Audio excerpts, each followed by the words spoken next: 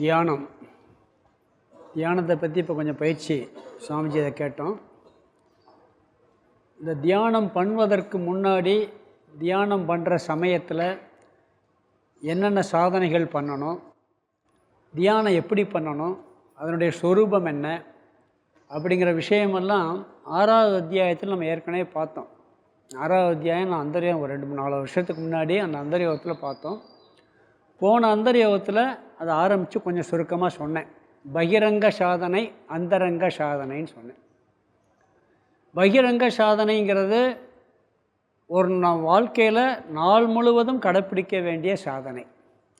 அந்தரங்க சாதனைங்கிறது தியானம் பண்ணுற நேரத்தில் நம்ம கடைப்பிடிக்க வேண்டிய சாதனை. பிறகு தியான சொரூபம், தியானத்தை பற்றி எதெல்லாம் எப்படி தியானம் பண்ணுறது, அதனுடைய சொரூபம் என்ன, பிறகு தியானத்தினுடைய பலன் என்ன, தியானம் பண்ணுவதற்கு என்ன தடை இருக்கும், அந்த தடையை எப்படி நீக்கிறது, இதெல்லாம் நம்ம வரிசையாக பார்க்க போகிறோம். இதில் ஏற்கனவே ஒன்று பார்த்து முடிச்சுட்டு 2வது டாப்பிக்கில் கொஞ்சம் வந்திருந்தோம். பகிரங்க சாதனை. முக்கியமாக நம்ம தியானம் பண்ணணும்னு சொன்னால், ஒரு நாளைக்கு 24 மணி நேரம்னு சொன்னால் 10 நிமிஷம் தியானம் பண்ணணும்னு சொன்னால் 23 மணி நேரம் 50 நிமிஷம் வாழ்க்கை முறையாக இருக்கணும். கரெக்டாக முறைப்படி நம்ம வாழ்க்கை அமைஞ்சிச்சுன்னா அந்த 10 நிமிஷம் தியானம் அருமையாக கைகூடும். அதுக்கு முக்கியமாக கர்மயோக வாழ்க்கை, கர்மயோக வாழ்க்கை முறை உகந்தது. பகிரங்க சாதனையில் முக்கியமாக கர்மயோக வாழ்க்கை முறை எல்லாத்துலேயும் அளவோடு இருக்கிறதுன்னு பார்த்தோம். சாப்பிட்றது, தூங்குறது, செயல்படுறது, இதெல்லாம் அளவோடு இருக்கணும். நீங்கள் காலையிலேருந்து நல்லா ஃபுல்லாக சாப்பிட்டுட்டு சாயந்தரமும் மிளகா பஜ்ஜி, போண்டா, வடையெல்லாம் சாப்பிட்டு டீயை குடிச்சிட்டு தியானம் பண்ணால் எப்படி இருக்கும்? அது வேலை, கடுமையான வேலை வேறு செஞ்சுருக்கேன், உட்காந்து தூக்கம்தான் வரும். அதுக்காகத்தான் அதிகாலை நேரத்தை நம்ம தேர்ந்தெடுக்கிறோம். ஏன்னா அந்த நேரத்தில் நிச்சயம் வீட்டில் குழந்தைகளோடய யாரோடய சண்டை போட்டிருக்க மாட்டோம். ஏன்னா அவங்க எந்திரிக்கிறதுக்கு முன்னாடி தியானம் பண்ணிட்டோம்னா யாரோடையும் சண்டை, எந்திரிச்சு எல்லோரும் எந்திரிச்சாச்சுன்னா ஆரம்பிச்சிடும் விவகாரம். காஃபிலேருந்து ஆரம்பிக்கும் சண்டை. பிறகு அந்த சண்டை வார்த்தை தான் ஞாபகம் வரும், தியான வார்த்தை எதுவுமே ஞாபகம் வராது. அப்போ தியானம் பண்ணுவதற்கு முன்பு நாம் எப்படியெல்லாம் இருந்தோம்னா அந்த தியானம் அமைதியாக இருக்கும். ஒருத்தர் போய் சண்டை போட்டு வர்றோம், கோபத்தோடு வர்றோம், உங்கள் தியானம் பண்ணால் எப்படி இருக்கும்? அந்த வார்த்தை தானே ஞாபகத்துக்கு வரும். அதனால தான் இப்போ தியானத்தில் கூட இன்றைக்கி தியானம் என்ன சொன்னார், மனசை போக்கில் என்னென்னா நினைக்க நீ பாரு, கவனின்னு தான் சொன்னாங்க, கட்டுப்படுத்தணும்னு சொல்லலை. தியானத்தில் நீ மனசை கவனி, முதல்ல எப்படியெல்லாம் போகுதுன்னு இப்போ வேடிக்கை பாரு, அதுவாக அமைதி ஆயிரும் அப்படின்னு சொன்னார். அது மாதிரி நாம் எப்பயுமே ஒரு டென்ஷனோட ஒரு இதோடு போனோம்னு சொன்னால் தியானம் கைகூடாது. அப்போ பகிரங்க சாதனைன்னு சொன்னால் உணவுலேருந்து, தூக்கத்திலிருந்து, செயல்பாடுலேருந்து எல்லாமே ஒரு ஒழுங்குப்பாடாக இருக்கணும்னு பார்த்தோம். போன கிளாஸில் அதெல்லாம் பார்த்தோம். அந்தரங்க சாதனைங்கிறது தியானம் பண்ணக்கூடிய நேரத்தில் என்ன ஏற்பாடுகள் பண்ண வேண்டும். பகிரங்க சாதனையில் முக்கியமாக எப்படின்னீங்கன்னா, தியானம் செய்யும் நேரம் தவிர மற்ற நேரங்களில் மனதில் ஆழமாக பதியக்கூடிய விஷயங்களை தவிர்த்து விட வேண்டும். நம்ம ரோட்டில் போய்கிட்டே இருப்போம், எங்கேயாவது சண்டை நடந்துக்கிட்டு இருக்கோம், அதை பார்க்குறதுக்கு தான் மனசு நம்மளை எரியாமல் போகும். பார்த்தோம்னு வச்சுக்கோங்க, அதுதான் இன்றைக்கி பூரா ஓடிக்கிட்டே இருக்கும். எங்கேயாவது சண்டை நடந்தால் அந்த சண்டையை பார்க்குறதுக்கு தான் மனசு போகும்.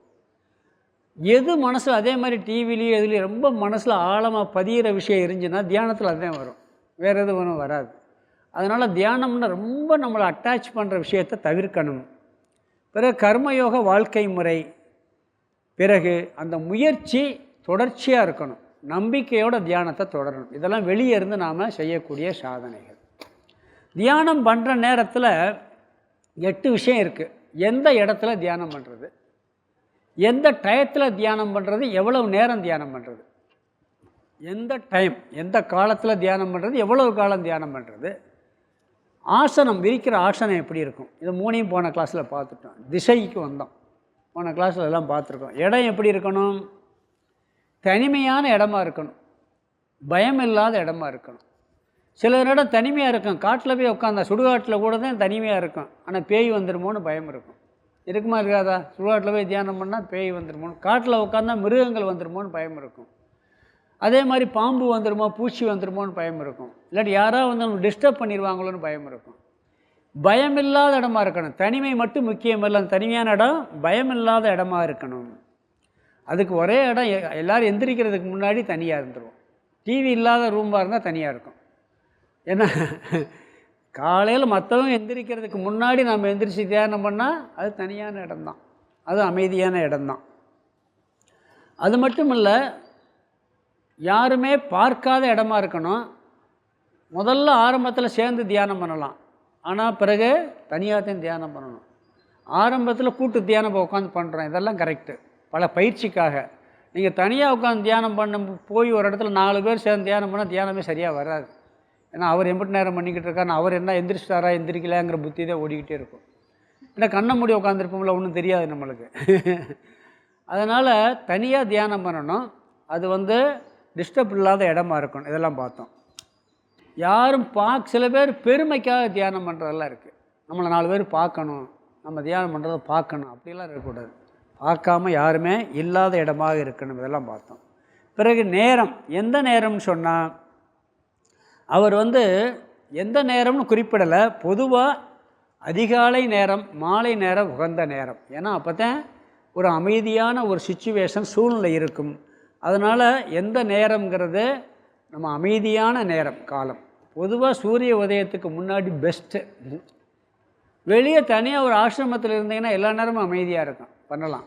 இப்போ மதியமெல்லாம் கூட ஆசிரமங்களில் காலையில் ஒரு பிரேயர் இருக்கும், மதியம் ஒரு பிரேயர் இருக்கும், சாயந்தரம் ஒரு பிரேயர் இருக்கும். அந்த நேரத்தில் கொஞ்சம் தியானம் இருக்கும், அந்த டைம் இருக்குது.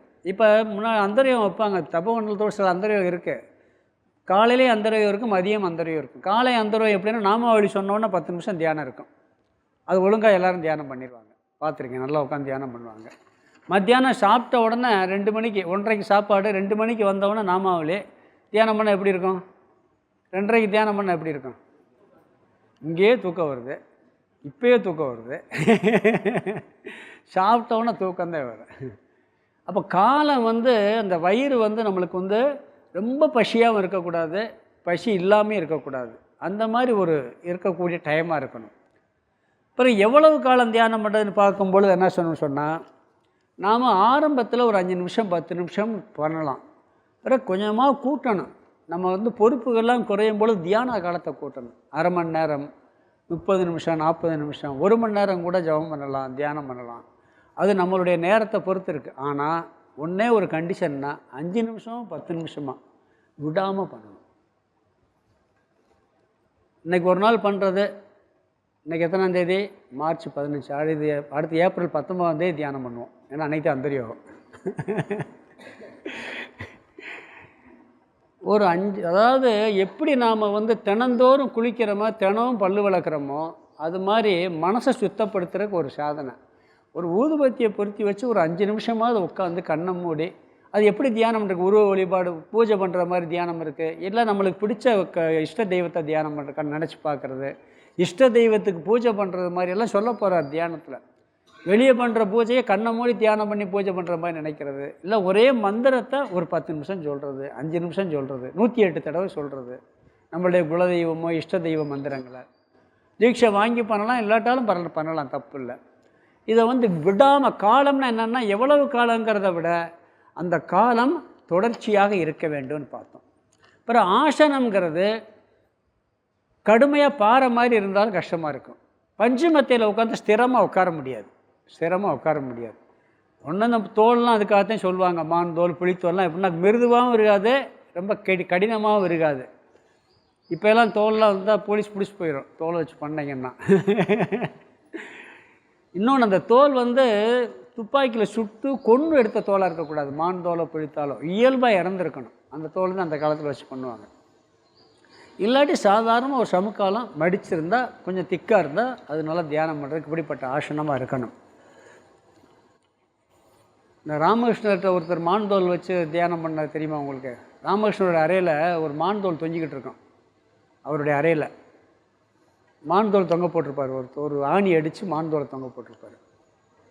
ராமகிருஷ்ணர் என்னங்க மான்தோல் தொங்குதுன்னு கேட்டிருக்காரு. ஒரு பக்தர் கேட்டிருக்காங்க. நீங்கள்லாம் அப்படி கேட்கணும். என் பக்தர் ஒருத்தர் அதை எடுத்து போட்டு தியானம் பண்ணுறார், நான் சொல்லணுங்கிறதுக்காக அப்படி தொங்க விட்டு போயிருக்காருன்றார். என் பக்தர் ஒருத்தர் இந்த மான்தோல் எடுத்து தியானம் பண்ணுறாரு, நான் உங்களுக்கு சொல்லணும், அதுக்காக எல்லோரும் பார்க்குற மாதிரி அவர் தொங்க விட்டு போயிருக்காருங்கிறார். இது எப்படி பாருங்கள், அவர் தியானம் மான்தோலை தியானம் பண்ணுற பப்ளிசிட்டி ஆகணுமா? அது கிடையாது முக்கியம். நம்ம தியானம் பண்ணுறது நம்மளுக்கு நல்லது, நம்மளுக்கு தான் தெரியணும். அந்த ஆசனம் ஒரு இந்த மாதிரி கால அழுத்தாத ஆசனமாக இருக்க வேண்டும்னு பார்த்தோம். பிறகு திசை. திசை பகவான் எந்த திசைன்னு சொல்லலை. கிழக்க பார்த்து, தெற்க பார்த்து, மேற்க பார்த்தெல்லாம் சொல்லவே எந்த இடத்துலையுமே சொல்ல கிடையாது. நம்ம என்ன பண்ணுவோம்னா தெற்க பார்த்து தியானம் பண்ணுறாதேன்னு சொல்லுவாங்க. ஏன் தெரியுமா? ஏன் தெற்க பார்த்து தியானம் பண்ணக்கூடாதுங்கிறாங்க? ஏமே பிடிச்சிக்கிடுவாராம். பிடிக்காமல் இருக்க போகிறாரு, எப்போனாலும் வந்துட்டு போட்டுமே, நல்லது தானே. எந்த திசையும் பாராமல்னு கீதையில் சொல்லியிருக்கு. மூக்கின் நுனியை பார்ப்பது போல். மூக்கு நுனியை பார்க்கக்கூடாது. நம்ம போன தியான கிளாஸில் ஆரம்பத்திலே பார்த்தோம். ஃபஸ்ட்டு தியான கிளாஸில் உடம்பை ரிலாக்ஸ் பண்ணும்போது எப்படி உட்காருன்னு சொல்லும்போது கண் மூடி இருக்கணும், இருக்க மூடக்கூடாது. மூக்கின் நுனியை பார்ப்பது போல் இப்போ மூக்கு நுனியை பார்க்கக்கூடாது. எதையும் பார்க்காம இருக்கணுங்கிற தியானம் இல்லை. திசை எந்த திசையெல்லாம் சொல்லவே கிடையாது. கிழக்க பார்த்து சில ஆசிரமங்களில் படம் இப்படி இருக்குன்னு வச்சுக்கோங்களேன். படம் கிழக்க பார்த்துருக்கு, அங்கிட்ட இங்கிட்ட உட்காந்து தியானம் பண்ணுறோம். ஒருத்தர் வடக்கு பார்த்து உட்காந்துருப்பார், ஒருத்தர் தெற்க பார்த்து உட்காந்து. வேறு எப்படி உட்கார முடியும்? அதனால் எந்த திசைங்கிறது முக்கியம் இல்லை, திசையை பார்க்காமல்ங்கிறது முக்கியம். பிறகு ஆசனம், சுக ஆசனம். எப்படி உட்காரணும்னு சொன்னால், இப்போ நம்ம எல்லாம் தியானம் பண்ணுறோம், கீழே தான் உட்காந்து பண்ணணும். பொதுவாக சேரில் உட்கார வயசாகிடுச்சு, முடியாது. சேரில் உட்காந்து அதே மாதிரி உட்கார தப்பு கிடையாது. ஆனால் அந்த ஆசனம் உட்காந்துருக்கங்கிறது தெரியக்கூடாது, கஷ்டமாக இருக்கக்கூடாது, காலில் அழுத்தக்கூடாது. காலில் இப்போ உட்காந்துருக்க சமணம் போட்டு உட்காந்துருக்க அந்த மொழி வலிக்கக்கூடாது. புரியுதுங்களா? சில பேர் என்ன பண்ணுவாங்கன்னா, பத்மாசனம் போட்டால் தான் நல்லா தியானம் வரும்னு சொல்லி பத்மாசனம் போட்டுருவார். அப்புறம் எடுத்து வர்றதுக்கு குழந்தைய கூப்பிடுவார். இங்கே வா வா, கால் மாட்டிக்கிடுச்சு, எடுத்து விடுன்னு சொல்லி.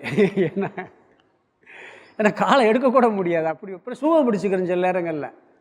சுக ஆசனம்னு இருக்குது. நீ அர்த்த பத்மாசனமோ இல்லை சாதாரண ஆசனமோ சுக ஆசனம். நீ உட்காந்து தியானம் பண்ணும்போது இப்போ காலில் செருப்பு போடுறோன்னு வச்சுக்கங்களேன். நல்ல செருப்பு அடையாளம் தெரியுமா? காலில் செருப்பு போட்டு நடக்கவே தெரியக்கூடாது. லூஸாகவும் இருக்கக்கூடாது, ரொம்ப டைட்டாகவும் இருக்கக்கூடாது. அது மாதிரி நீ உட்காந்துருக்கதே ஃபீல் பண்ணக்கூடாது. அந்தளவுக்கு ஆசனம். உனக்கு எந்த ஆசனம் உனக்கு, சில பேர் வஜ்ராசனத்தில் நல்லா உட்காருவாங்க, பத்மாசனத்தில் சில பேர் உட்காந்து பழகணும். பழகலையா சாதாரண எதில் உட்காந்தா பிடிக்குதோ அப்படி உட்காந்தா போதும். அதுவும் இப்போ சில பேர் சேரில் உட்காந்துலாம் நான் கீழே உட்கார முடியல. சேரில் உட்காந்துங்க, வயசாகி போச்சு, இனிமேல் அதுக்காக கீழே உட்கார முடியுமா? முடியாது. சேரில் உட்காந்தா பரவாயில்ல. அது சுக ஆசனம்னு சொல்லியிருக்கு. உட்காந்து நம்ம அப்படியே இப்போ நம்ம ரொம்ப வயசாக வரைக்கும் பயிற்சியே பண்ணலை, வயசாகி போச்சு, ஒரு 5 நிமிஷம் உட்காந்து கண்ணை மூடி கடவுளை வழிபடணும், சேரில் உட்காந்து பண்ணிட்டு போகலாம், தப்பே கிடையாது. நேராக உட்காந்துருக்குன்னு நிம்மதியிலேயே சாஞ்சு கூட உட்காரலாம். இப்போ எங்கள்கிட்ட ரா கணபதி அண்ணா தெரியுங்களா? அண்ணா சொல்லியிருக்கேன். அண்ணாங்க ரா கணபதிக்கு நான் ஒரு வருஷம் அங்கே சர்வீஸ் பண்ணேன் சென்னையில். தெய்வத்தின் குரல் எழுதினவர், பெரிய வால்யூம் எழுதினவர், மகா பெரிய வாழ்க்கை சேவை பண்ணவர். அவர் பார்த்திங்கன்னா அவருக்கு உடலில் சரியில்லை, படுத்திருப்பார். சேரில் உட்காரதே ரொம்ப அபூர்வம் தான். கீழே பெட்டில் படுத்துக்கிட்டு சாப்பிட்ற நேரம் உட்காருவார். சில நேரம் கையை பிடிச்சி கொஞ்சம் நேரம் அந்த ரூம்குள்ளே நடக்க விடுவோம். பாத்ரூம் கூட கையை பிடிச்சி படுக்கிற நேரத்தில் ஜபமாலை ஊட்டிக்கிட்டே இருப்பார். எந்த நேரம் பார்த்தா அவர் படுத்து கிடக்காரு. சும்மா ஏன் படுத்து கிடக்கணும்?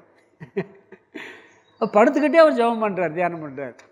அப்போ நம்மளுக்கு ஏஜ் நல்லா இருக்குது, சின்ன வயசாக இருக்குது, இல்லை வயசான உட்கார முடியும், நல்லா உட்காந்து தரையில் உட்காந்து நிமிர்ந்து பண்ணலாம், தப்பே கிடையாது. உட்கார முடியும்னு சொன்னால். முடியலைன்னா எது சுகமாக இருக்கோ அந்த ஆசனத்தில் உட்காந்து தியானம் பண்ணணும். அந்த உட்காந்துருக்க ஃபீலிங் இருக்கக்கூடாது நம்மளுக்கு. கடவுளுடைய சிந்தனை இருக்கணும். கடவுளுடைய ஜபம் பண்ணால் அந்த ஜபத்தை மட்டும் சிந்தனை இருக்கணும். கால் வலிக்குது, மூட்டு வலிக்குது, அந்த ஃபீலிங் இல்லாத மாதிரி உட்காந்துக்கிறோம் நம்ம. சில நேரங்கள் படுத்துட்டு பண்ணலாம்னா தூக்கம் வந்துடும். சில பேர் படுத்துட்டு பண்ணலாம், தூங்காமல் இருந்தால் பண்ணலாம். உட்காந்தாலே தூக்கம் வரும், பிற படுத்தா தூக்கம் எப்படி வரும்? சில பேர் நின்றுக்கிட்டு பண்ணலாமான்னு கேட்பான், கீழே விழுந்துருவோமோன்னு பயமாக இருக்கும். புரியுதுங்களா? அதாவது பயம் இருக்கக்கூடாது, கால் வலிக்கக்கூடாது, தூக்கம் வரக்கூடாது. அந்த மாதிரி ஆசனத்தில் உட்காந்து நம்ம தியானம் பண்ண வேண்டும். பொதுவாக உடம்பு, கழுத்து, தலையெல்லாம் நேராக இருக்கணும்னு சொல்லுவாங்க.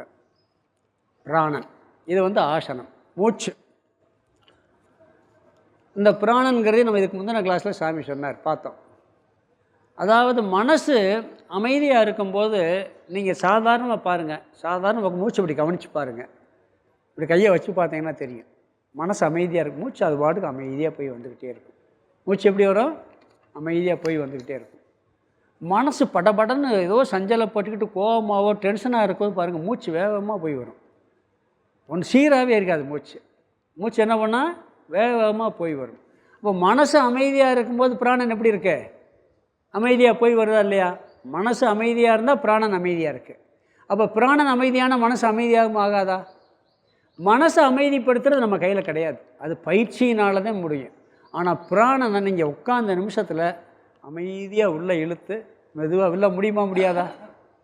இது கஷ்டமா? நீங்கள் ஒரு 5 தடவை மூச்சை சுவாசத்தை மெதுவாக உள்ளே இழுத்து மெதுவாக விட்டுட்டு தியானம் பண்ண ஆரம்பிச்சேன்னா மனசு ஆட்டோமேட்டிக்காக சாந்தமாக ஆரம்பிக்கும். தியான பயிற்சிக்கு முன்னாடி இதெல்லாம் இந்த இப்போ இன்றைக்கி 6வது கிளாஸ் இப்போ தியான கிளாஸ் முடித்தோம். 2வது செக்ஷன்லேயே 3வது செக்ஷன்லேயே சாமி சொல்லியிருந்தார். அதை பிராணனை கவனியுங்கள், மூச்சு மெதுவாக உள்ளே போய் மெதுவாக வெளியே வருவதை கவனியுங்கள்னாரு. அப்படி மெதுவாக மூச்சு உள்ளே போய் வெளியே வந்துச்சுன்னா இதுவும் என்னாகும்? மனமும் கொஞ்சம் அமைதியாக ஆரம்பிக்கும். இது பிராணன். இது 6வது. அதனால் சுவாசத்தை கவனிக்கும் பொழுது இது மனம் அமைதியாவதற்கு ஒரு நல்ல பயிற்சி. இதுவும் தியானத்தில் ஒரு முக்கியமான அங்கம். நேராக உட்கார்றது, நிமிர்ந்து உட்கார்றது, கீழே விரிக்கிற ஆசனம், முதல்ல எந்த இடத்துல உட்கார்றது, எவ்வளவு காலங்கிறது முக்கியம். மாதிரி இந்த பிராணனை இழுத்து விட்டோம்னா தியானத்துக்கு முன்னாடி அப்படி பண்ணோம்னு சொன்னால் தியானம் அமைதியாக வரும். பிறகு புற உலகில் இருந்து மனதை கொண்டு வருதல். இதே மனம். இப்போ தான் ரிலாக்ஸேஷனுக்கு வந்திருக்கோம். அதில் என்ன சொன்னார் இன்றைக்கி தியானத்தில்? அதுதான் பார்த்தோம். மனசை நீ நதிக்கரையில் உட்காந்து பார்க்கும்போது நதி ஓடும், அது பாட்டு விட்டு கவனி, அவ்வளோதான். அதில் ஏதாவது மிதந்து வரும், ஒன்று மிதக்காமல் வரும், வேகமாக போகும், மெதுவாக போகும். மனசை முதல்ல கவனித்து பழகணும். சில பேருக்கு என்னென்னா, நான் தியானம் பண்ணி பார்க்குறேன், மனசே ஒருமுகமாக மாட்டேது, அங்கே ஓடுது இங்கே ஓடுது, அலைபாயுதுன்னா அப்படித்தான் இருக்கும். மனசுன்னா அப்படித்தான் இருக்கும். அதை முதல்ல அக்செப்ட் பண்ண, கவனியுங்கள், பிறகு ஏற்றுக்கொள்ளுங்கள் பார். மனசை முதல்ல பார்த்துட்டு எங்கே போத விட்டுறது. நீ எங்கே வேணும் போயிட்டு வா, நீ எங்கே போகணும் இப்போ அமெரிக்கா போறியா போயிட்டு வா.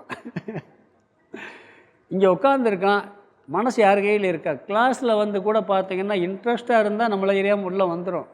இல்லாட்டி என்ன பிரச்சனை வீட்டில் இருக்கோ அங்கே தான் ஓடும். இதை தடுக்கவே முடியாது நம்மளால். மனசு நம்ம கண்ட்ரோல்லே கிடையாது. அப்போ ஆரம்பத்தில் என்ன சொன்னால், முதல்ல கவனிக்கிறது, பிறகு என்ன பண்ணுறது, அதை அக்செப்ட் பண்ணிக்கிறது. இப்படித்தான் இருக்கும். பிறகு கொஞ்சம் கொஞ்சமாக நம்மளை எரியாமல் என்னாகும், அது கண்ட்ரோலுக்கு வர ஆரம்பிக்கும். மனதை கவனித்தல், பிறகு ஏற்றுக்கொள்ளுதல். முதல்ல உட்கார்ந்தீங்கன்னா யாரு கூடயா சண்டை போட்டால் அதுதான் கடவுள் வரமாட்டார். சண்டை போட்டவர் தான் கண்ணு முன்னாடி நிற்பார். சண்டை போட்டவர், திட்டினவர், ஆஃபீஸில் முதலாளி வந்திருப்பார், ஏதாவது இந்த ஆளுக தான் கண்ணு முன்னாடி வரும். கடவுள்லாம் ஒருத்தர் வரமாட்டார். வந்துட்டு போட்டோம், பிறகு அவரும் கடவுளே நினச்சிடுவோம். பிறகு திட்டினாலும் கடவுள் தான். விஸ்வரூப தியானத்தில் எப்படி போகும் தெரியுமா? விஸ்வரூப தியானம்னு இருக்குது. நம்ம சண்டை போட்டு வந்தாலும் அந்த தியானம் பண்ணி பழகிட்டோன்னு வச்சுக்கோங்களேன், திட்டினாலும் கடவுளுடைய கிருஷ்ணருடைய ரூபந்தான் அப்படின்னு நினைக்கணும். யார் கூட சண்டை போட்டாலும் அப்படியெல்லாம் வரும். அப்போ இதை என்ன பண்ணணும்னா, முதல்ல கவனித்து அதை ஏற்றுக்கொள்ள வேண்டும். பிறகு என்ன செய்யணும்னா, இந்த மாதிரி எல்லாம் வருது, நீ ஏன் இந்த எண்ணத்தெல்லாம் வச்சுக்கன்னு கடவுள்கிட்ட ஒப்படைச்சி பழகிறது. இதெல்லாம் எப்படின்னா மனசை பண்ணுறது. அதாவது தற்காலிகமாக நம்மளுக்கு மனதில் வரக்கூடிய ஆசைகள், உறவுகள், கோபங்கள் எல்லாம் வரும். அதை முதல்ல கவனிச்சுட்டு அப்புறம் என்ன பண்ணணுமானா, பகவானே இதெல்லாம் வந்துக்கிட்டே இருக்குது, ஏன்கிட்டே விடுற, நீ கொஞ்சம் வச்சுக்கவே, அதை கொஞ்சம் பார்த்து எடுத்து வச்சுக்க, நான் கொஞ்சம் நிம்மதியாக உட்கார்றேன் அப்படின்னு பிரார்த்தனை பண்ணி அதை கொஞ்சம் கொஞ்சமாக நீக்க வேண்டும். எப்பயுமே தியானம் பண்ணுற நேரத்தில் மனசில் எப்படி இருக்கணும்னா, ஏதாவது ஒரு பொருளை நம்ம பக்கத்தில் வச்சுட்டு தியானம் பண்ணோன்னு வச்சுங்க, தனியாக இருக்கிற இடத்துல அந்த பொருள் ஞாபகம் தான் வரும். கோயிலுக்கு போகிறோம், சாயம் போடுறீங்க, இங்கே காஸ்ட்லியான செருப்பை செப்பல் ஸ்டாண்டில் போடாமல் வெளியே விட்டு போனேன்னு நிம்மதியாக சாயம் போடவே மாட்டேங்க. ஒரு 5000 ரூபாய்க்கு செப்பல் வாங்கிட்டீங்க, சும்மா கலத்தி போட்டு போனீங்கன்னா சாயம் போட முடியுமா? யாராவது தூக்கிட்டு போயிடுறாங்கிற எண்ணம் தான் வரும். அப்படி தானே வரும். நீங்கள் ஒன்றும் இல்லை, கையில் ஒரு 1,00,000 ரூபா வச்சுட்டீங்க பையில், பக்கத்தில் வச்சுட்டு தனியாக ஒரு இடத்துல கோயிலில் உட்காந்து தியானம் பண்ண முடியுமா? நீங்கள் மட்டும் போயிருக்கீங்க, இன்னொரு ஆளை பார்த்துக்கிற சொல்லிட்டு உட்காந்தா தியானம் பண்ணிடுவீங்க. பக்கத்தில் பேக் இருக்குது, பக்கத்துலேயே வச்சுருக்கான், அதில் 1,00,000 ரூபாய் 5,00,000 ரூபாய் பணம் வச்சுருக்கேன், கோயிலில் உட்காந்து தியானம் பண்ணுறீங்க, முடியுமா? யோசிச்சு பாருங்கள், முடியாது. ஏன்னா எண்ணம் பூரா அங்கே தியானம் பண்ணுற காலத்தில் அந்த உடைமைகள் நம்ம பாதுகாக்கணும், நம்மளை விட்டு போயிடணும், அந்த மாதிரி அந்த மாதிரி சுச்சுவேஷன்லேயே வரக்கூடாது. அப்படி மனசு இருக்கணும். அப்படி இருந்தால் தான் அந்த தியானமே பண்ண முடியும். தற்காலிகமாக அதிலிருந்து விடுபடணும், இல்லை அதை ஒரு பாதுகாப்பாக வச்சுட்டு பண்ணணும், இல்லாட்டி அங்கே தியானமே கைகூடாது. அதாவது ஒரு சாமி ரிஷிகேஷில் சொன்னார், அவர் ரூமில் எதுவுமே பொருள் வச்சுக்கிறது இல்லை, பூட்டவே மாட்டார். கங்கையில் உட்காந்து அருமையாக தியானம் பண்ணுவாராம். கங்கையில் உட்காந்து டெய்லி தியானம் பண்ணிட்டு வருவார். ஒரு நாள் அவருடைய ஃப்ரெண்டு இன்னொருத்தர் சாமி, அவர் நல்ல காஸ்ட்லியான கேமரா ஒன்று வச்சுருக்காரு. சாமி இது உங்கள் ரூமில் இருக்கட்டும்னு சொல்லிட்டு போயிட்டார். நான் வந்து எடுத்துக்கிறேன்ட்டு போயிட்டார். அந்த ரூமுக்கு ஒரு பூட்டே வச்சுக்கிட்டது இல்லை, ஏன்னா உள்ளே ஒரு பொருளும் கிடையாது. அன்னைக்கு போய் தியானம் பண்ண உட்காந்தாராம், பண்ணவே முடியலைன்ட்டார். ஏன்னா பூட்டலை, அவர் காஸ்ட்லியான கேமரா ரூமில் வச்சுட்டு போயிருக்காரு ஆசிரமத்தில். அப்புறம் மறுநாள் வந்து அவர் முதல் தூக்கிட்டு போயிருந்துட்டாராம், இந்த கேமரா முதல் கொண்டு போயிரு, நீ இங்கே வைக்காதேன்ட்டாராம். ஏன்னா அந்த சிந்தனை பூரா அதில் ஓடிடும். அப்போ இந்த மாதிரி சுச்சுவேஷனை மனசை நம்ம வந்து கொஞ்சம் அமைதிப்படுத்தணும்னா தியானம் பண்ணுற நேரத்தில் இந்த மாதிரி பொருள்கள், பாதுகாப்பு இல்லாமல் இருக்கிறது, இதெல்லாம் நம்ம தவிர்த்தணும். அவர் வந்து கூப்பிட்டுருவாரோ, இவர் வந்து கூப்பிட்டுருவார். சொன்னதை சொல்லியிருக்கேனா இல்லையா? மனசை தியானம் பண்ணணும்னு சொல்லி ஒரு தடவை சொல்லியிருக்கேன். அது தியானம் பண்ண உட்காந்தாராம். தியானம் பண்ண உட்காந்து அவர் எழுதியிருந்தார். நான் தியானம் பண்ணணும் ஆசை, எனக்கு பண்ண முடியல, ஒரு நாள் பண்ணலான்னு உட்காந்தேன். உட்காந்த உடனே ஒன்று கொஞ்சம் லேட்டாக பண்ணியிருக்கணும். வீட்டில் சமையல் நடந்துக்கிட்டு இருந்திருக்கு. சட்னி வாடை வந்துச்சான். நாம் இந்த சட்னியில் வைக்க சொன்னோம், இந்த அம்மா இந்த சட்னி வச்சுருக்குன்னு முதல்ல அந்த எண்ணம் வந்துச்சான். சொல்கிறார், எழுதுறாரு, இப்படி சட்னி வாடை வந்துச்சுங்கிறார் முதல்ல. பிறகு என்ன பண்ணுறாருன்னா, ரேடியோவில் இந்த சட்டசபையில் கலவரம், அடிதடி. ஆமாம், இது விஷயமா நான் பத்திரிக்கையில் போடணும்னு சொல்லியிருந்தேன், அவனை வர சொன்னமே, என்ன இன்னும் ரிப்போர்ட் என்ன கொண்டு வரல, நேற்று வந்து கொடுக்காமல் போயிட்டானே, இன்றைக்கி அதை பற்றி எழுதுறேன்னு ஆரம்பித்தாராம். இப்படி சொல்கிறார், ஒவ்வொன்றா சொல்கிறாரு. பிறகு ஒருத்தர் வந்து சார்னு கூப்பிட்டாரு. வாய்ஸ் பேப்பர் வாங்கி படிப்பார், பக்கத்து வீட்டுக்கு பேப்பரை கிடுக்கில் போட்டு உட்காந்துட்டார் தியானத்துக்கு. ஒய்ஃப் வந்து கூப்பிட்டுருக்கு, இந்த தியானம் பண்ணுறதுல ஒன்றும் குறைச்சல் இல்லை, பேப்பரை வெளியே போட்டு தியானம் பண்ண வேண்டியாருன்னா, கால்கடியில் போட்டால் தியானம் பண்ணுறதுன்னு சொல்லி விசுக்குன்னு உருவிட்டு போயிடுச்சான். எப்படி தியானம் பண்ணுறதுன்னு கேட்குறாரு. இதெல்லாம் 6 மணிக்கு முன்னாடி பண்ணால் எப்படி இருக்கும்? அதனால் இந்த மனம்ங்கிறது இந்த மாதிரி சுச்சுவேஷனில் உட்காந்தா அப்படித்தான் இருக்கும். அந்த சுச்சுவேஷனை தவிர்த்துட்டு மனசை கவனிக்கணும். அப்படி சுச்சுவேஷனை மனசு போச்சுன்னா விட்டுறணும், அதை கவனித்தா ஆட்டோமேட்டிக்காக ஆயிடும். பிறகு புத்தி. சில பேர் எதுக்கு தியானம் பண்ணுறாங்க தெரியுமா? தியானத்தில் உட்காந்து முடிவு எடுத்தால் நல்ல முடிவாக எடுப்போமா. ஒரு பிஸ்னஸை பற்றி முடிவு எடுத்தால் கூட தியானம் பண்ணும்போது அப்படியே கண்ணை மூடி உட்காந்து, அது தனியாக சேரில் உட்காந்து கண்ணை மூடி எடுங்க. தியான காலத்தில் அந்த முடிவு எடுக்கவே கூடாது. தியான காலத்தில் பகவான் தான் அங்கே, வேறு சிந்தனை கிடையாது. இல்லாட்டி குணத்தியானம்னு இருக்குது, நல்ல பண்புகளை வளர்க்குறதுக்கு. சில பேர் எப்படின்னா, இன்றைக்கி பிஸ்னஸில் இந்த முடிவு எடுக்க வேண்டியிருக்கு, தியானத்தில் உட்காந்து கண்ணை மூடி முடிவு எடுக்கிறது, அமைதியாக உட்காந்து. அது சாதாரண சேரில் உட்காந்து கண்ணை மூடி எல்லாத்தையும் வெளியே போய் சொல்லிட்டு உட்காந்து முடிவு எடுக்கலாம். தியான நேரத்தில் வேறு விஷயங்களை பற்றிய முடிவுகள் எடுக்கக்கூடாது, அங்கே இதுதான் இருக்கணும். அதே மாதிரி 10 நிமிஷம் 108 தடவைன்னு ஒரு முடிவு எடுத்தாச்சுன்னா அந்த 108 தடவை பண்ணிட்டு எந்திரிக்கணும். 1008 தடவைன்னு சொல்லியாச்சுன்னா அது கைகூடல், அதை பற்றி பிரச்சனை, அதில் உறுதி இருக்கணும். இவ்வளவு நேரம் இவ்வளவு தியானங்கிறத உறுதி இருக்கணும் இல்லையா? வேறு முடிவு எடுக்கிறது தியான காலத்தில் புத்தியில் இருக்கவே கூடாது. நம்மளுக்கு இப்போ நம்ம இன்னைக்கு பண்ண தியானம் ரிலாக்ஸேஷன் ஆஃப் மைண்டு, மனசை கவனிக்கிற தியானம் இன்றைக்கி பண்ணோம். இன்னும் அதே ஒரு 2 கிளாஸ் அதில் வரும். நாம் இதெல்லாம் பண்ண பிறகு ஜபம் பண்ணுற முடிவு எடுப்போம். இன்றைக்கி வந்து மானச பூஜை பண்ண போகிறேன் தியானத்தில், இன்றைக்கி மானசீகமாக ஜபம் பண்ண போகிறேன், இல்லை விஸ்வரூப தியானம், இல்லை எனக்கு வந்து இன்றைக்கி இந்த குணம், எனக்கு ஒரு கெட்ட குணம் என் மனசில் வந்திருக்கு, இந்த குணத்தை நீக்கிறதுக்காக அதுக்கு தியானம், குணத்தியானம்னு ஒன்று இருக்குது. பொறாமை இருக்குது, அடுத்தவங்களை குறை சொல்கிறது இருக்குது. இப்படியெல்லாம் பண்ணும்போது இந்த அவரை பற்றியே எனக்கு சிந்தனை இருக்குது, இந்த சிந்தனை என்னை நீக்கணும், அதுக்காக நான் உட்காந்து தியானம் பண்ணுறேன். இப்படி முடிவு புத்தியில் இப்படி ஒரு முடிவை எடுத்துகிட்டு அந்த தியானத்தை பண்ணுறது.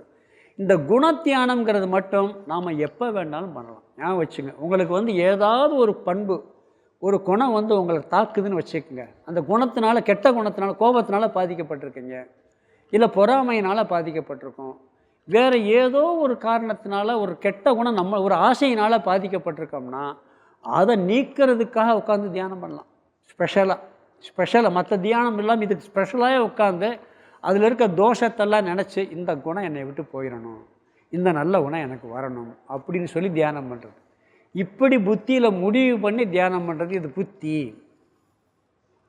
அதனால் இடம் எது, காலம் எது, ஆசனம் எந்த திசை, பிறகு உடம்பு சரீரம் எப்படி உட்கார்ந்துருக்கிறது, பிராணன், மனம், புத்தி, இப்படி 8 விஷயங்கள் நாம் தியானத்தில் உட்கார்ந்த பிறகு பண்ண வேண்டிய விஷயங்கள். பிறகு உட்கார்ந்த பிறகு தியான ஸ்வரூபம் என்ன, உட்காந்தாச்சு எல்லாம் இப்படியெல்லாம் உட்காந்து தியானம் பண்ண போகிறோம், மனசெல்லாம் கவனிச்சிடாச்சு, எதை பற்றி தியானம் பண்ணுறது?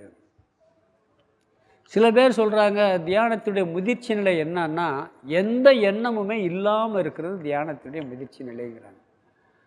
அது அது தப்பு. அப்படி எந்த எண்ணம் இல்லாமல் இருக்கிறது இல்லை. நிர்விகல்ப சமாதின்னு சொல்கிறது கூட என்ன சொல்கிறாங்கன்னா அங்கே ஒரு எண்ணம் இருக்குமா. இப்போ ஓம் நமசிவாயன்னு வச்சுக்கங்களேன், அந்த ஒரு எண்ணம் இருக்கும். நான் தியானிக்கிறேங்கிற எண்ணம் இருக்காது.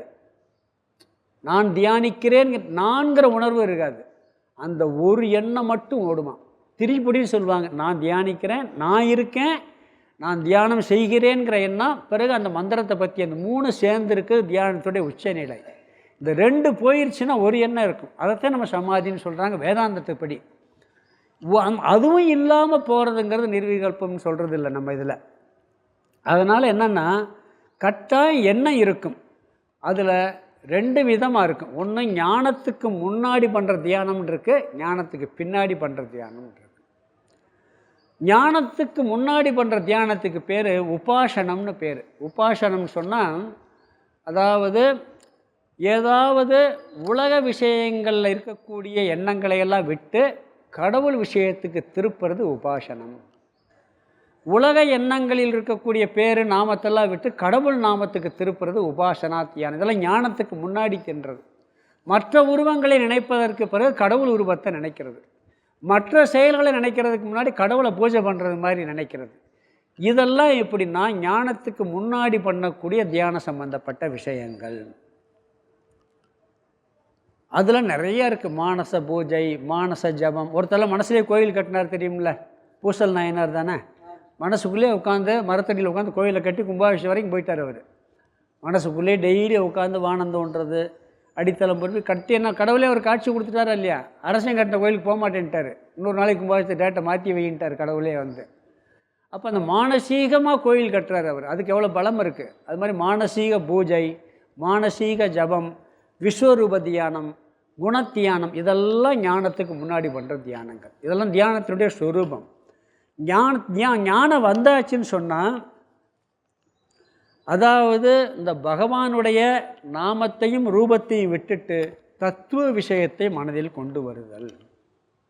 இன்னொன்று சொல்லுவாங்க, என்னதான் தத்துவ விஷயத்தை கொண்டு வந்தாலும் கூட தினந்தோறும் முதல்ல 1000 தடவை ஜபம் பண்ணியிருப்போம், இல்லை 10,000 தடவை ஜபம், ஒரு 100 தடவையாவது, ஒரு 10 தடவையாவது இந்த நாம ஜபத்தை பண்ணிவிட்டு தத்துவ தியானத்தை பண்ணுன்னு சொல்லுவாங்க. அப்படி சொல்கிற பழக்கம் உண்டு.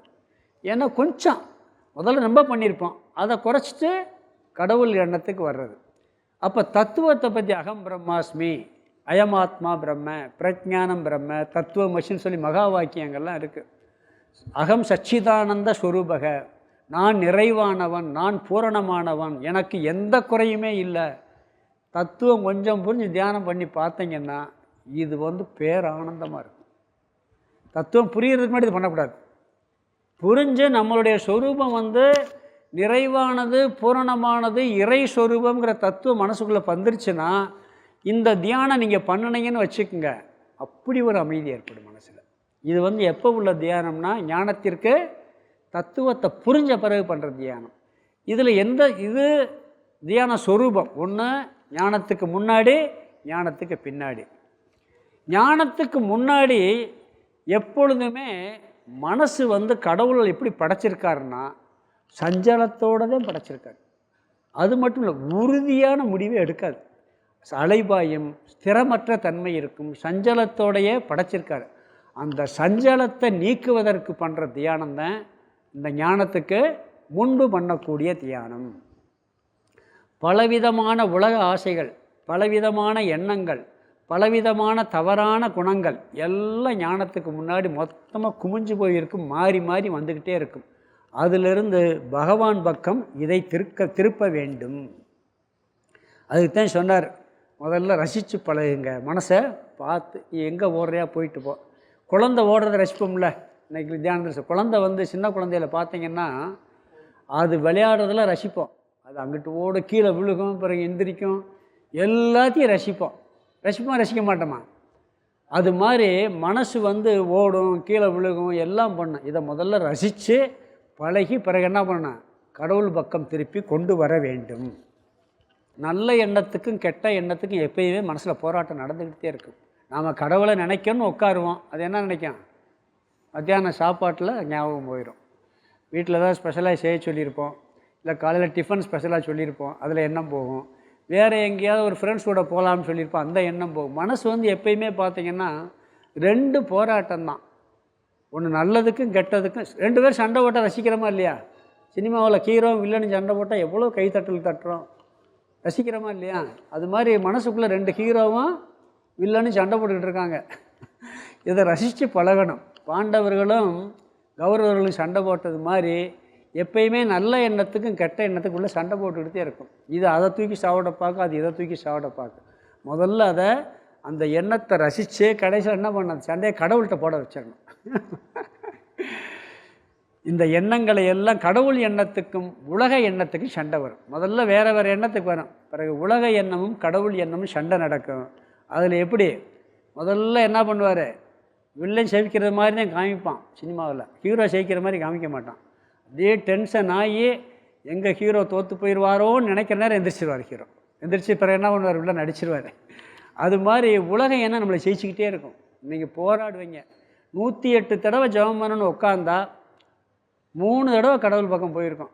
ஒரு 105 தடவை என்ன ஆகும், உலகத்து பக்கத்தில் வெறும் வாய் சொல்லிக்கிட்டு இருக்கோம், எண்ணம் பூரா எங்கிட்ட ஓடிக்கிட்டே இருக்கும். பிறகு என்ன அவன் ஒரு 10 தடவை கடவுள் பக்கம் வரான், பிறகு ஒரு 10 தடவை வெளியே போகும், பிறகு ஒரு 10 தடவை கடவுள் பக்கம் வரும். மாறி மாறி வில்லன் ஜெயிக்கிற மாதிரி இருக்கும், ஹீரோ ஜெயிக்கிற மாதிரி இருக்கும்.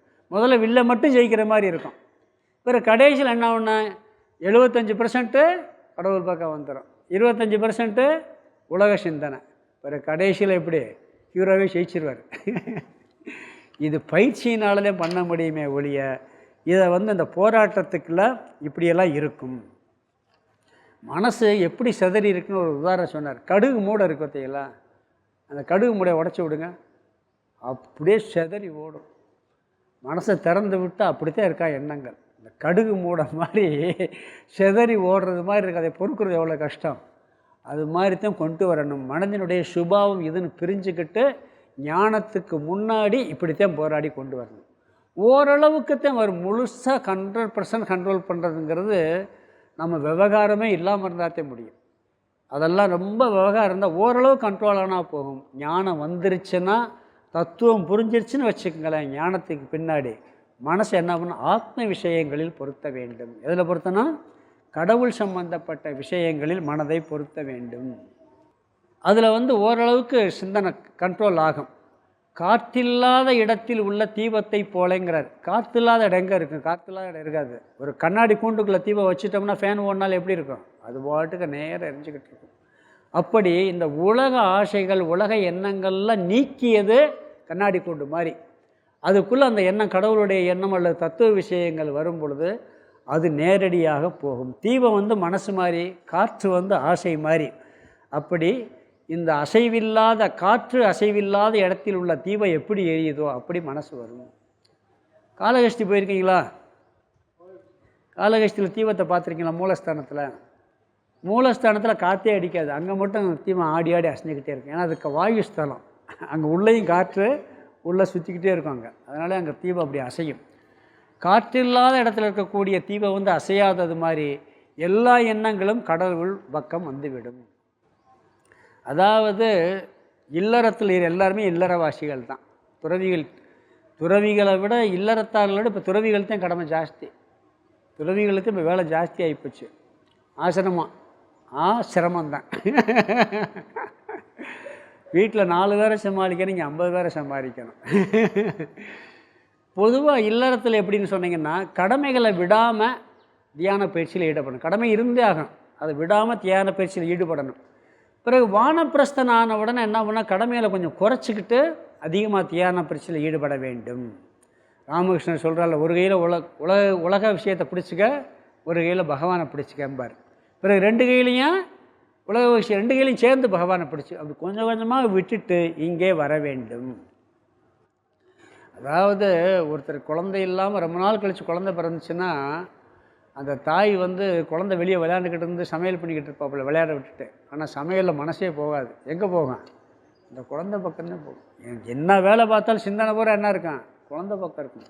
அது மாதிரி நாம் உலக காரியங்கள் என்ன பண்ணாலும் கடவுள் பக்கம் எண்ணத்தை திருப்பி கொண்டு வந்துட்டோம்னு சொன்னால் கொஞ்சம் கொஞ்சமாக முழுசாக அதில் திருப்பணும். அது வயசான பிறகு அதிகமாக அந்த சிந்தனைக்கு கொண்டு வர வேண்டும் அப்படிங்கிறார். பிறகு இந்த தியானத்தில் இன்னொரு வகை என்னென்னா, ஒன்று ஞானத்துக்கு முன்னாடி பண்ணுற தியானத்துக்கு குறிப்பிட்ட காலத்தில் தான் பண்ணணும். இப்போ காலையில் பண்ணுறது சொன்னோம்ல, யாரும் டிஸ்டர்ப் இல்லாத இடம், அந்த ஆசனம், உட்கார்றது எல்லாம் ஒரு முறை சிஸ்டம் இருக்குது. ஞானத்துக்கு பின்னாடி நிதித்தியாசன தியானம் சொல்கிறோம், தத்துவத்தை தியானிக்கிறோம் பார்த்தீங்களா, அதுக்கு கால நியமே கிடையாது. நீங்கள் பஸ்ஸில் போகும்போது, காரில் போகும்போது, ட்ரெயினில் போகும்போது, ஃப்ளைட்டில் போகும்போது, சும்மா காரில் சேரில் உட்காந்துருக்கும்போது இந்த தத்துவ விஷயத்தை சிந்திக்கலாம். அதுக்கு கால நியமனமே கிடையாது. நிதித்தியாசன தியானம்னு பேர். தத்துவத்தை நான் பிரம்மன், நான் ஆத்மா, நான் ஆனந்த ஸ்வரூபம், இந்த உடல் அனித்தியம், உலகம் அனித்தியம், இப்படிப்பட்ட கருத்தெல்லாம் கேட்டிருக்கோம். இந்த தியானம் எப்போ வேணாலும் பண்ணலாங்கிறார். இதுக்கு கால நியமம் கிடையாது. இப்படித்தான் உட்காந்து பண்ணணும்ல, உட்காந்தும் பண்ணலாம், அமைதியாகவும் பண்ணலாம், நீ ட்ராவலில் பண்ணலாம், போய்கிட்டு இருக்கும்போது பண்ணலாம், எப்போ வேணாலும் பண்ணலாம். அதுக்கு கால நியமனம் கிடையாது. அதனால் உபாசனை, அதாவது ஞானத்திற்கு முன்னாடி பண்ணுற தியானத்துக்கு பேர் உபாசனா தியானம், மனதை ஒழுங்குபடுத்துது. ஞானத்துக்கு பின்னாடி பண்ணுறது தத்துவத்தை பண்ணுகின்ற தியானம். இது தியானத்தினுடைய ஸ்வரூபம். சரி, இந்த தியானமெல்லாம் பண்ணால் என்ன பலன் கிடைக்கும்? இந்த தியானம் பண்ணால் என்ன பலன் கிடைக்கும்? இவ்வளவு கஷ்டப்பட்டு தியானம் பண்ணணுமா? அது என்ன பலன் கிடைச்சாலும் எங்களுக்கு வேணாம். இதில் பலன் என்ன? காலையில் இத்தனை மணிக்கு எந்திரிக்கணும், இப்படி உட்காரணும், இப்படி பண்ணணும்னு சொன்னால் அதை ரசித்து பழகிட்டேன்னு வச்சுக்கங்களேன், அதுலேயே நம்மளுக்கு ஒரு ஆனந்தம் வந்துடும். எப்பயுமே சில பேர் இந்த நடைப்பயிற்சி பண்ணுறாங்கல்ல, யோகாசனம் எல்லாம் ஆரம்பத்தில் கஷ்டமாக இருக்கும், பிறகு பாருங்கள் அப்படி போயிட்டு வந்தால் தான் திருப்தியாக இருக்கும். ஏன்னா அதில் ஒரு சுகத்தை பழகிடுறது. அது மாதிரி இந்த தியானத்தை பழகிட்டோம்னு சொன்னாலே ஒரு பலன் கிடைக்கும். இங்கே என்ன சொல்கிறாருன்னு சொன்னால், பொதுவாக அதாவது தியானத்திற்கு பின் அடையக்கூடிய பலன் என்னென்னு சொல்லியிருக்குன்னு சொன்னால், முதல்ல உபாசனா தியானத்தில் மனம் பக்குவத்தை அடையும், மனம் ஒருமுகப்படும், மனம் தூய்மை பெறும். மனசு பக்குவத்தை அடையும், மனம் ஒருமுகப்படும், மனம் தூய்மை பெறும்.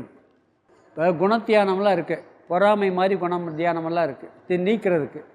அதெல்லாம் நீங்கியாச்சுன்னு நினச்சிக்கோங்க, மனசு எப்படி இருக்கும்? மனசில் ஒரு கெட்ட குணமே இல்லைன்னு வச்சுக்கோங்க, வேறு ஒன்றும் வேணாம், நீங்கள் என் மனசில் பொறாமல் ஒரு பிட்டு கூட இல்லைன்னு நினச்சி பாருங்கள், எவ்வளோ சந்தோஷமாக இருக்குது தெரியுமா? நான் பொறாமையை பற்றி அடிக்குறுக்காக சொல்கிறேன் கிளாஸில். ஏன்னா மன அழுக்கே பொறாமை தான். திருவள்ளுவர் அழுக்காருன்னு அதுக்கு தான் பேர் வச்சுருக்காரு, வேறு எதுக்கும் வைக்கல. நம்ம இந்தியாவில் எல்லார்ட்டையும் ஊரில் ஒரே ஒரு குணம் பொறாமை குணமாக, விளையாட்டு எல்லார்ட்டையும் இருக்குது. ஆனால் அந்த குணம் இல்லாட்டி எவ்வளோ நிம்மதியாக இருக்கும் கொஞ்சம் ஆராய்ச்சி பண்ணி பாருங்கள்.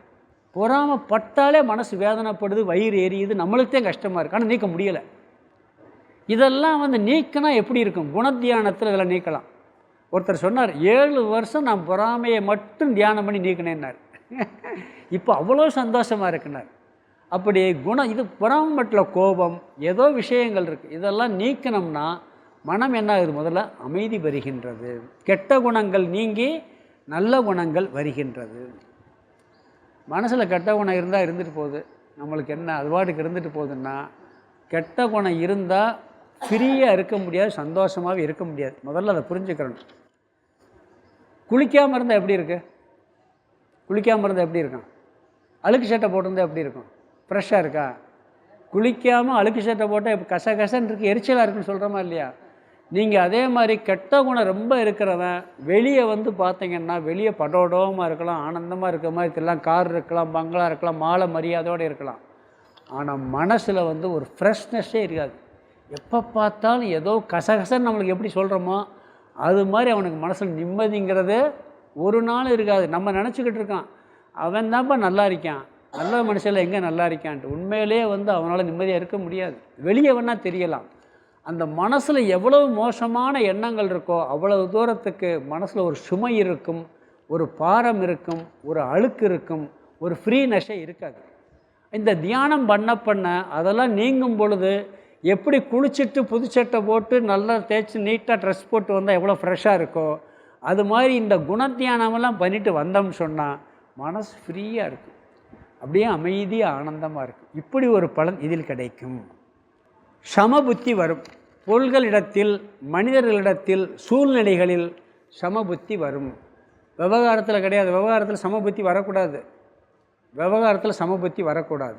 அதில் எங்கள் குழந்தையாக இருக்கணும், அம்மா அம்மாவாக இருக்கணும், அப்பா அப்பாவாக இருக்கணும். எதிரி மற்ற நண்பர்கள் ஃப்ரெண்ட்ஸு எல்லாம் இருப்பான். ஆள் மனசில் இவன் விரோதி, அவனை பற்றி ஒரு எரிச்சப்படுறது, ஒரு கோவப்படுறது, இந்த மாதிரி இல்லாமல் ஒரு சமபுத்தி மனிதர்களிடத்தில் வரும். பொருள்களிடத்திலும் இருந்தாலும் இல்லாட்டாலும் மனசு அமைதியாகிடும். ஒன்று இருந்தால் ஆடாது, இல்லாட்டி கவலைப்படாது. இப்படி பொருள்களிடத்திலும் சமபுத்தி இருக்கும். அதே மாதிரி நல்ல சூழ்நிலை இருந்தால் சந்தோஷமாக இருக்கும், நல்ல சூழ்நிலை இல்லாட்டி மனசு எப்படி இருக்கும்? கஷ்டப்படும். சில பேருக்கு அமைதியான சூழ்நிலை இருந்தால் தான் மனசு சந்தோஷமாக இருக்கும். அமைதியான சூழ்நிலைன்னு வச்சுக்கோங்க, அவனால் இருக்க முடியாது. பகவத்கீதையில் பார்க்க கர்மத்தில் கர்மம் பார்க்குற பாருங்கள். ஒருத்தன் ரொம்ப சத்தமான இடத்துலேயே அமைதியாக இருக்க முடியும். இன்னொருத்தன் அமைதியாக இருந்தால் தான் இருப்பான். ஒரு குருவி சத்தம் கேட்டால் கூட டிஸ்டர்ப் ஆயிடும் அவனுக்கு. இவனுக்கு எப்படி இருக்கும்னா, இந்த மாதிரி உள்ள மனநிலை இவனுக்கு எல்லா இடத்துலையும் அமைதியாக இருந்து பழக முடியும். எல்லா சூழ்நிலையும் இவனுக்கு சந்தோஷமாக இருக்குங்கிறார். இப்படிப்பட்ட ஆள் மனதில் இவனுக்கு சமபுத்தி இருக்கும். கல் மண்ணெல்லாம் சமமாக தெரியும்னு இல்லை. கல் மண்ணும் தங்கம் ஒன்று ஒன்றா தெரியுமானா ஒன்றாலும் தெரியாது, வித்தியாசமாக தான் தெரியும். ஆனால் இவனுக்கு அதிகமான செல்வம் இருந்தாலும் பெருசாக தெரியாது, இல்லாட்டாலும் கூட கஷ்டமும் வராது. இப்படி ஒரு சமபுத்தி இதில் வரும். சூழ்நிலைகளில் சமபுத்தி வரும். குளிர் வெப்பம் இதெல்லாம். ஒரு இடத்துல நல்ல இதமான சூழ்நிலை, நல்ல இதமாக இருக்குது, கிளைமேட் பார்த்தா அப்படியே இதமாக இருக்குது, நயச சாரல் விழுந்துக்கிட்டு இருக்குது. அப்போ ஒரு 3 பேர் சாமிகிட்ட வந்து பேசுகிறாங்க.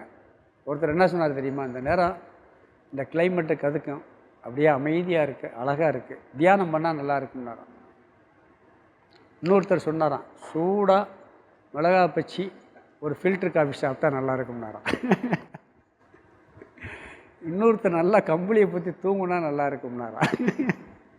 இவனுக்கு எந்த சூழ்நிலையாக இருந்தால் நல்லா. அது 3 குணத்துக்கு சொல்லுவான். அந்த முதல்ல சொன்னேன் சத்துவ குணமாக, 2வது சொன்னேன் ரஜோ குணம், 3வது சொன்னேன் தமோ குணம். இவனுக்கு எப்படிப்பட்ட சூழ்நிலை இருந்தாலும் கூட அந்த சூழ்நிலை ரசிக்க தெரியும், அமைதியாக இருக்கும். வெற்றி தோல்வி லாபம் நஷ்டம் இதிலெல்லாம் சமம் இருக்குங்கிறார். இன்னொன்று என்னென்னா, பொதுவாக பார்த்திங்கன்னா கெட்டவனை பார்த்தா நம்ம வெறுக்கிறோம்.